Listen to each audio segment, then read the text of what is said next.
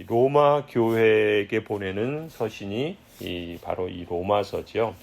사도 바울은 로마서 1장부터 11장까지 하나님께서 우리에게 말씀하시는 바, 우리가 하나님에 대하여 믿어야 할 믿음의 내용들, 교리들에 대해서 말씀을 하고, 그리고 12장부터는 하나님께서 우리에게 요구하시는 바 의무들에 대해서 우리가 어떻게 하나님께 책임있게 또 응답하며 살아가야 할 것인가, 삶의 적용과 실천들에 대해서 거룩을 이루어가는 성화의 삶에 대해서 말씀하고 있습니다. 그러한 과정 가운데 로마서 14장에서는 이 로마서를 받는 로마 교회의 성도들에게 있었던 당시의 현안에 대해서 구체적으로 말씀하고 권면하는 내용입니다. 이 로마 교회의 성도들 안에는 음식과 날짜를 구별하는 문제에 있어서 이견이 있었습니다. 참고로 이 로마 교회는 헬라인, 이방인이었다가 그리스도인으로 개종한 사람들이 있었고, 또 유대인이었다가 그리스도인으로 개종한 사람들도 있었습니다. 로마는 당시 로마 제국의 수도였기 때문에 대개는 이방인에서 개종한 이방인 그리스도인들이 더 많은 다수가 구성이 된 그러한 교회라고 보통 학자들은 봅니다. 아무튼 이 로마 교회 안에 이렇게 다른 민족과 다른 배경을 갖고 있던 사람들이 함께 그리스도의 부르심으로 그리스도와 연합하여 한 몸을 이루게 되었던 것입니다. 유대 그리스도인들은 그런 점에서 유대교적 그 신앙을 갖고 있고, 또 구약과 또 그 오래된 그 신앙의 전통을 갖고 있었겠죠. 그래서 어려서부터 구약 성경에 말씀하고 있는 음식이라든지 날짜에 대한 의식법, 하나님께서 구약에서 주신 여러 규례들을 알고 있었고, 또 그것을 지키는 것을 교육받았기 때문에 이 의식법을 또 의식적인 관례를 그대로 실행한 사람들이었습니다. 반면에 이방인이었다가 개종한 그리스도인들은 그러한 구별을 두지 않았겠죠. 대개는 우상 숭배하는 그 문화에 익숙해 있었고, 또 거기서부터 개종하여 그리스도를 주님으로 믿게 된 그러한 사람들이라고 볼 수 있습니다. 그렇기 때문에 이 두 부류의 사람들에게는 적지 않은 그런 이견이 있었고, 또 그래서 때때로 그것이 교회 안에 어려움으로 또 시험으로 또 여러 가지 그 곤경 가운데 그런 상황들이 벌어졌던 것입니다. 오늘 이 14장에서는 두 가지 문제를 다루고 있는데, 첫 번째는 음식에 관한 문제였습니다. 2절에 보면은 어떤 사람은 모든 것을 다 먹을 수 있다고 생각하지만 믿음이 약한 사람은 채소만 먹습니다. 이 말씀은 당시 로마 교회 안에 있었던 그 두 부류의 사람들 간에 있었던 이견과 충돌에 대한 모습입니다. 어떤 그리스도인들, 어떤 신자들은 모든 음식을 다 먹을 수 있어, 이렇게 생각하는 사람들이었습니다. 왜냐하면 하나님께서 주신 모든 피조물은 하나님께서 선하신 분이기 때문에 선하게 창조하셨다. 그렇기 때문에 우리가 먹는 음식도 하나님이 주신 그러한 것이요, 그런 점에서 아무것도 거절할 것이 없다라고 알고 있고, 또 그렇게 믿고 모든 음식을 다 먹을 수 있다고 생각했던 사람들이죠. 14절에 보면은 이렇게 표현합니다. 내가 주 예수 안에서 알고 또 확신하는 것은 이것입니다. 무엇이든지 그 자체로 부정한 것은 없고 다만 부정하다고 여기는 그 사람에게는 부정한 것입니다. 그러니까 이렇게 생각하는 것이 합당하다는 거예요. 하나님께서 주신 모든 것은 다 선한 것이기 때문에 음식은 그 자체로 부정한 것은 없다는 것이죠. 그렇기 때문에 다 먹을 수 있다라는 것입니다. 다만 어떤 음식은 부정하다라고 생각하면서 그것을 꺼림직하게 여긴다면 그 사람에게는 그 음식이 부정한 것이 될 수 있겠다라는 것이죠. 그런 점에서 모든 것이 하나님께서 주신 것이요. 그렇기 때문에 모든 것을 감사함으로 하나님께 받고 또 그것을 먹을 수 있다라고 생각하는 사람은 사도 바울은 합당한 믿음을 갖고 있는 사람이요. 그런 점에서 믿음이 강한 그리스도인이다. 이렇게 표현을 합니다. 이처럼 믿음이 강한 그리스도인은 이 사실을 잘 알고 있기 때문에 자기 앞에 놓여진 것을 의심하지 않고 거리끼지 않고 하나님이 주신 것에 대한 감사하는 마음으로 먹을 수 있었습니다. 그런데 반면에 그렇지 못한 사람도 있는 거예요. 당시 또 문화를 보면은 또 그럴 만한 생각을 충분히 가질 수 있는 것이 이 당시 그 문화에서 시장에서 파는 고기들은 거의 대부분이 다 우상 숭배에 바쳐진 고기입니다. 그래서 로마 사회에서 온갖 우상들이 많이 있어서 우리가 샤머니즘 문화에서 무슨 일을 하면 고사를 지내죠. 그런 것처럼 그때 뭐 돼지머리를 올리고 그 고기를 먹고 뭐 이렇게 하듯이 이 당시 로마 사회에서도 시장에서 거래되는 고기는 그냥 10이 다 그렇게 우상에게 바쳐진 고기라고 볼 수 있어요. 그러니까 이방 문화에서 자란 사람들은 이것이 자기가 예전에 섬겼던 그 우상에게 바쳐진 그런 고기다라는 것을 아는 것이죠. 그렇기 때문에 그런 고기를 먹어서는 안 된다. 그렇게 되면 우상 숭배에 빠지는 것이다 라고 생각했던 것입니다. 그래서 자신도 먹어서는 안 될 뿐만 아니라 그것을 먹는 사람들에 대해서도 저 사람은 우상 숭배를 하고 있는 거야 라는 마음을 갖고 그것을 표현하기도 하고 그렇게 죄를 범하는 것이라고 여겨서 그것을 불쾌하게 여겼던 것이죠. 그런데 성경에서는 이러한 사람에 대해서 믿음이 연약한 사람이다 라고 말합니다. 그것은 앞서 말한 것처럼 하나님께서 주신 모든 것은 다 선하기에 감사함으로 받으면 다 먹을 수 있지만 그러나 그것을 14절 말씀처럼 부정하다고 여기면서 그것을 먹는 사람은 그 사람에게는 그것이 부정한 것이기 때문에 그런 점에서 아직 이러한 신자에게는 하나님에 대한 인식과 또 하나님께서 어떻게 새롭게 하셨는가 은혜의 법칙과 또 순종의 원리들에 대해서 좀 믿음이 부족하다라고 말할 수 있겠죠.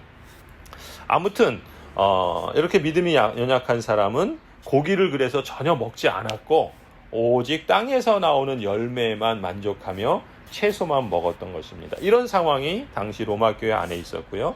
또 두 번째 문제는 5절에 보면은 날과 관련해서 날짜와 관련해서 이견이 있었습니다.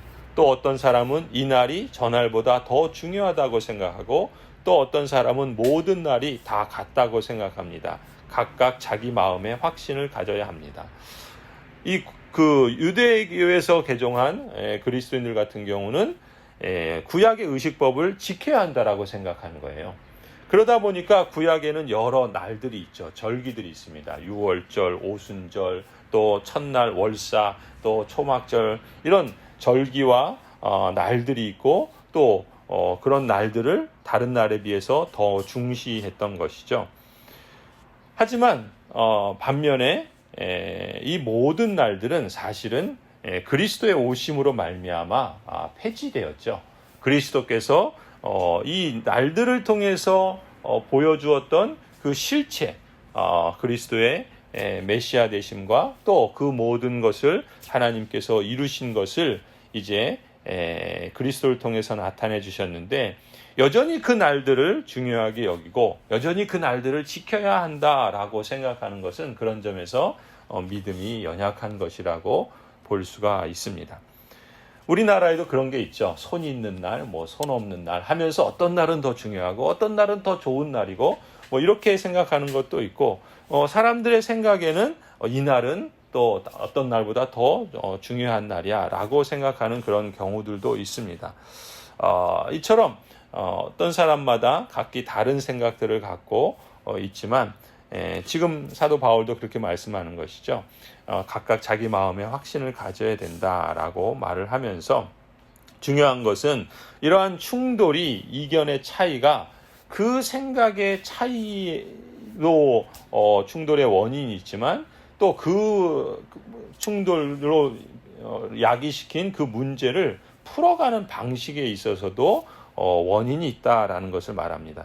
다시 말해서 서로가 다른 것, 또 서로의 차이를 옳고 그른 것으로만 따지고 다툼거리로만 삼고 서로를 비판하고 정죄하고 또 받아주지 못하고 용납하지 못한 그런 모습들로 치달았기 때문에 그런 것이죠. 사도 바울은 이 로마서 14장에서 그리스도인의 자유, 그리스도 안에 있는 그리스도인의 진정한 자유가 무엇인가라는 것을 말씀합니다.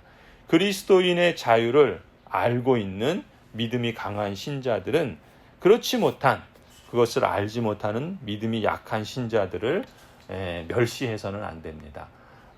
그런데 로마 교회 안에 그런 것이 있었다는 것이죠. 나는 모든 음식을 다 먹을 수 있어. 하나님이 주신 선한 것이기 때문에 나는 이것을 먹어도 문제가 안 돼. 하면서 믿음이 연약한 사람들을 배려하지 않고 오히려 그렇지 못한 사람들을 무시하거나 또 비판하거나 멸시했던 것입니다. 또 반대로 믿음이 연약한 사람들은 어떻게 저런 걸 먹을 수가 있어? 어떻게 저런 행동을 할 수가 있어? 하면서 그렇게 음식을 먹는 사람들을 또 정죄하고 비판하고 또 그런 사람들에 대해서 수근수근 하면서 또 그렇게 서로를 정죄했던 것이죠. 사실 믿음이 강한 사람이라고 한다면 믿음이 연약한 사람들을 이해하고 또 수용하고 또 기다려줄 줄 알아야 하는 것이죠.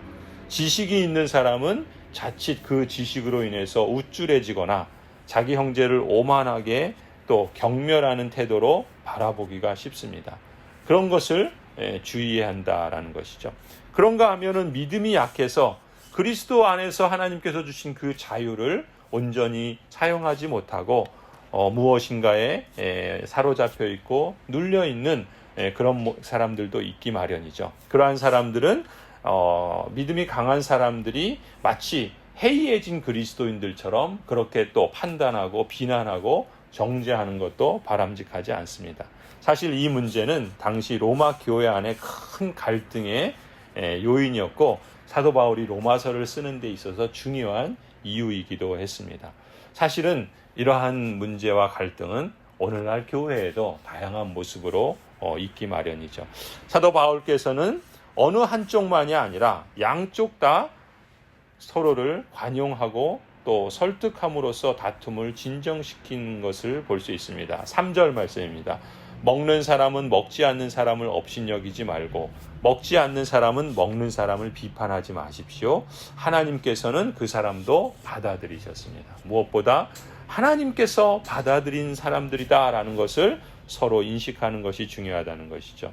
다시 말해 강한 사람들에게는 믿음이 연약한 사람들을 업신여겨서는 안 된다라고 하고 연약한 사람들에게는 믿음이 강한 사람들을 그처럼 비난해서는 안 된다라고 설득하는 것입니다. 그러면서 좀 더 우리가 그리스도인으로 살아가야 되는 삶의 목적과 또 바람직한 삶의 원리를 말씀합니다. 그 핵심 원리는 이것이죠. 자기를 위해서가 아니라 주님을 위해서 살라라고 말합니다. 6절부터 8절이죠. 어떤 나를 더 존중히 여기는 사람도 주님을 위하여 그렇게 하는 것이요. 먹는 사람도 주님을 위하여 먹으며 먹을 때 하나님께 감사를 드립니다. 그리고 먹지 않는 사람도 주님을 위하여 먹지 않으며 또한 하나님께 감사를 드립니다. 우리 가운데는 자기만을 위하여 사는 사람도 없고 또 자기만을 위하여 죽는 사람도 없습니다. 우리는 살아도 주님을 위하여 살고 죽어도 주님을 위하여 죽습니다. 그러므로 우리는 살든지 죽든지 주님의 것입니다. 여기서 사도 바울이 강조하는 두 가지가 있죠. 하나는 우리는 다 주님의 것이다 라는 것입니다. 그래서 살든지 죽든지 주님의 것으로 살기도 하고 죽기도 하며 또 그렇기 때문에 두 번째는 주님을 위하여 살기도 하고 또 주님을 위하여 죽기도 할 수 있다라는 것이죠. 그런 점에서 우리는 먹는 것도 주님을 위하여 주님의 것으로서 주님을 위하여 행하는 것이요. 혹 먹지 않는다면 그것도 주님의 사람으로서 주님을 위하여 먹지 않는 것이며 모두가 다 하나님께 감사하는 마음으로 살고 또 그렇게 행동해야 한다라는 것을 핵심 원리로 제시하고 있습니다. 우리가 걸어가야 할 길은 항상 우리가 지향하는 목표를 바라보고 가는 길이어야 하지요. 보통 운전을 처음 시작할 때 초보 운전은 눈앞에만 봅니다. 그러니까 멀리 50m, 100m 앞을 보고 달려야지 오히려 삐뚤빼뚤 가지 않고 잘 보고 달릴 수 있는데, 앞만 보니까 제대로 이렇게 가지 못하는 부분도 없지 않죠. 나는 나 자신을 위하여 살거나 심지어 나 자신을 위하여 죽어서도 안 됩니다. 우리 생활의 관심사는 우리 자신을 기쁘시게 하는 것이 최우선 목적과 최고의 가치가 아니라 하나님을 영화롭게 하고 하나님을 기쁘시게 하는 것이 우리 인생의 최고의 목적이요, 또 최우선의 목적인 것을 우리가 잘 알고 있지 않습니까? 하나님을 기쁘시게 하는 구체적인 실천이 그렇다면 무엇인가? 그것은 바로 우리가 다 그리스도로 연합하여 한 몸이 되었다라는 것이고, 하나님께서 우리를 받아주셨고 성령께서 우리와 함께 하시기 때문에 하나다라고 하는 우리의식입니다. 이 우리의식을 갖고 우리가 이 땅을 살아가는 것이 참으로 중요하다는 것이죠. 그런 점에서 우리 각 개인으로서만이 아니라 우리는 우리로서 하나님을 영화롭게 하기 위하여 살기도 하고, 또 이를 위하여 죽음도 감수하도록 부름을 받은 것이죠. 그리스도는 그런 점에서 우리의 삶과 죽음의 중심이 되시는 것이요, 또 그런 점에서 우리는 사나 죽으나 살아서나 죽어서나 우리는 주님의 것이다라는 것이 우리의 진정한 위로요, 유일한 위로인 줄로 믿습니다. 하이델베르그 교리문답 제1문이 말하는 것처럼 사나 죽으나 나는 나의 것이 아니요 나의 몸도 나의 영혼도 나의 신실하신 구주 예수 그리스도의 것입니다. 그러함으로 그분은 그의 성령으로 나에게 영생을 확신시켜 주시고, 이제부터는 마음을 다하여 즐거이 그리고 신속히 하나님을 위하여 살도록 하십니다. 이것이 우리의 진정한 위로임을 다시 한번 기억하고, 그리스도 안에서 우리에게 주신 자유를 감사함으로 누리며, 또 그리스도의 몸으로서 우리가 서로를 받아주고, 또 평강을 확대하며, 또 우리 자신을 잘 살피고 돌아보아서 하나님이 기뻐하시는 그러한 길로 더욱 힘써 나아가야 할 줄로 믿습니다.